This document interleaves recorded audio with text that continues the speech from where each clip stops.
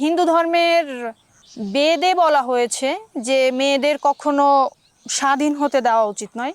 ছোটবেলায় বাবা মার নিয়ন্ত্রণে থাকবে, যখন সে যুবতী হয়ে যাবে তখন স্বামীর ঘরে, আর যখন সে বৃদ্ধা হয়ে যাবে তার ছেলে মেয়ে তাকে দেখাশোনা করবে।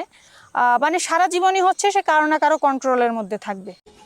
আচ্ছা, এই ব্যাপার তাহলে না? আসলে এই মামুনিটির কথা শুনে খুবই হাসি পেল।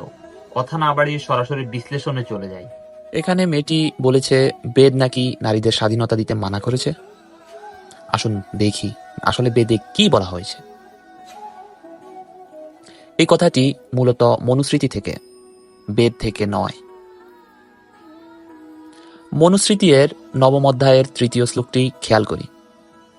শ্লোকটি পিতা রক্ষতি কৌমারে, ভর্তা রক্ষতি যৌবনে, পুত্র রক্ষতি বার্ধক্যে, না স্ত্রী স্বাতন্ত্র্য মর্গতি।